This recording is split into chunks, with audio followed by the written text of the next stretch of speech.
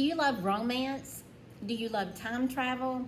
Well, here's the book for you if you love both of those subjects, because this is a great book. It's part of a series, and we're going to talk about the other book too, but we're going to deal with the beginning part of the series, and it's called Parallel by Elle O'Roark.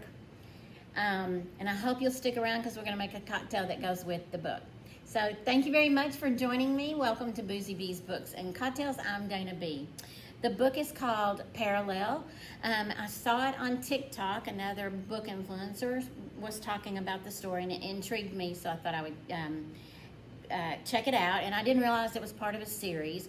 I'm not a series girl, and we'll get into that in just a few minutes. But I'm going to tell you about this story and how I absolutely loved the plot. So the plot of the book is it's Quinn, and she throughout her life has had these reoccurring dreams about being in a relationship with a man named Nick. And even when she was a little girl, she told her parents she was going to marry Nick, and she could describe him down to a T.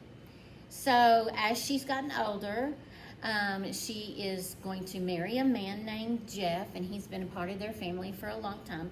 And her mother expected her to marry him, and he was the son of the mother's best friend. So it was just one of those kind of relationships that they knew was going to happen. So they go to a venue to check it out for the wedding, and Quinn is going, oh, there's something deja vu about this. And so they go outside, and she looks up on the hill, and there's this house sitting on a hill, and all of a sudden she just gets this overwhelming feeling that she's been there before, and she ends up passing out. Well, they take her to the hospital, and they can't find anything wrong with her. So she goes on about her business, and the author goes in very detailed description about this relationship that she has with Jeff. And she's very mousy about it, and she's very timid, and she's just kind of like, well, Jeff was there when her dad died, and so it's just a natural occurrence that they would get married, but there's no sparks or anything going on. So they go back to the venue to check it again, and she has this overwhelming feeling again, and she ends up passing out. So they know something is not right.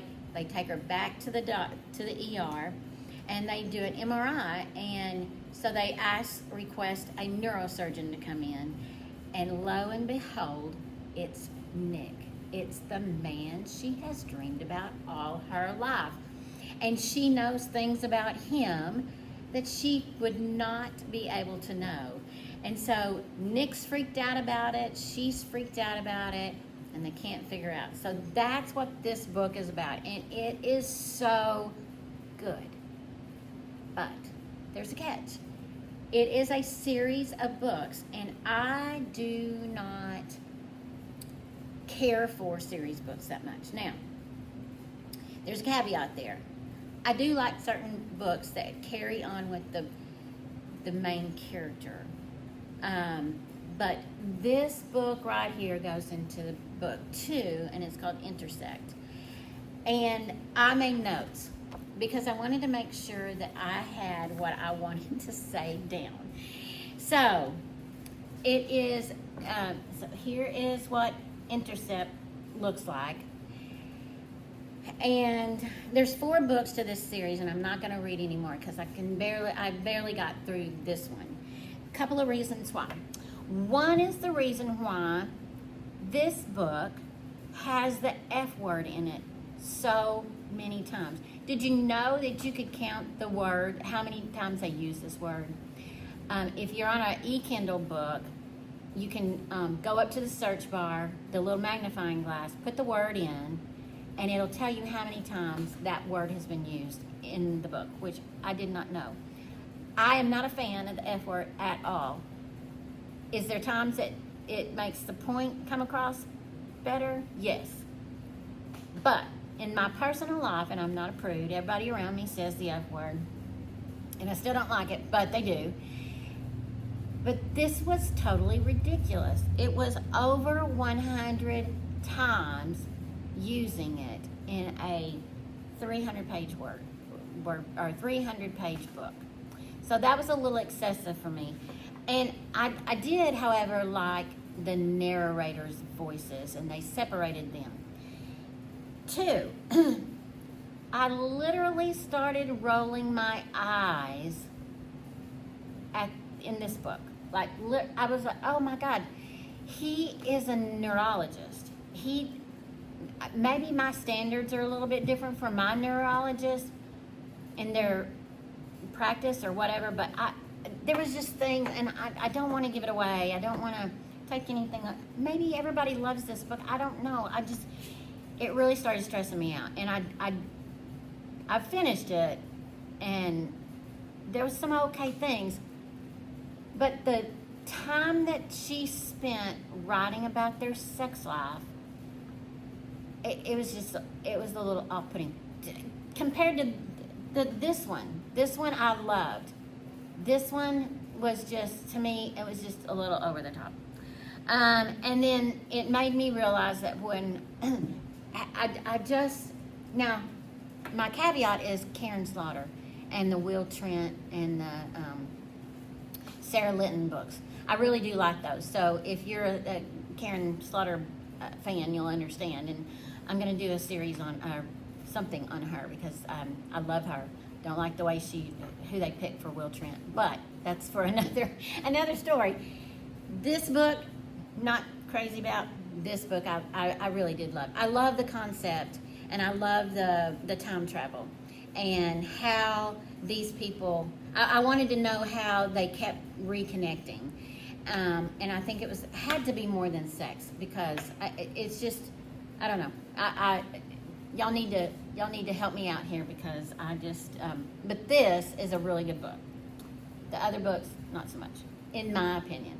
So, with this book, I automatically knew what drink I wanted. And then after reading the second book, it made me go, okay, well, I'm on the right track. So, we're going to do a Dark and Stormy. And what I love about Dark and Stormy is, one, if you like Moscow Mules, this is kind of a runoff of Moscow Mule. And I love a Moscow Mule. And what I do love about a Moscow Mule, they're very quick, easy to make. And there's no shaking to it, just a couple of ingredients. So for this Dark and Stormy, we're going to do 2 ounces of dark rum. And I've got Puerto Rican rum here. So it's 2 ounces of this. And I'm super excited to try this ginger beer. I love Fever Tree ginger beer, but I didn't have enough time to get any, because I live in the country and it's hard to get stuff out here in the country, and I forgot when I was at work. So I ran by my local store that I get my salads and good stuff, and they had this ginger beer, so we're going to try it today. I've got a half ounce of freshly squeezed lime juice, and then you just top it off with ginger beer. And I got tickled on the carton of this because it said pour very slowly. So we're going to pour this very slowly into this. Have you ever had ginger beer? Have you ever had a Moscow Mule? They're one of my favorite in the summertime. It's just so refreshing. And so good. And you can make all kinds of different mules, just changing up the spirits in it. So we're going to give it a little stir. And ginger beer is a little spicy, so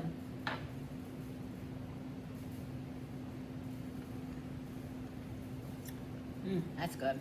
Kind of goes right up your nose with the ginger beer. It's good. Perfect for this crazy book. So I hope you get something out of it. If you've read this book, this is a pretty popular book, I would say. So I'm probably in the side of it. I really loved this book. It's the other book that I don't care for. So if you agree with me, if you don't agree with me, let me know. Tell me what I'm missing in this. Maybe it's just, I don't know. Maybe it's just me being me. I really don't know. But I sure did enjoy reading this book, Parallel. So thank you very much. I hope you enjoyed it. I hope you like, share, and subscribe. I'm still working my way to opening Vivu Clicquot. I've got to get 250 subscribers, so help me get there.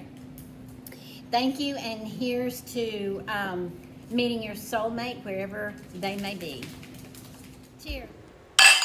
Cheers.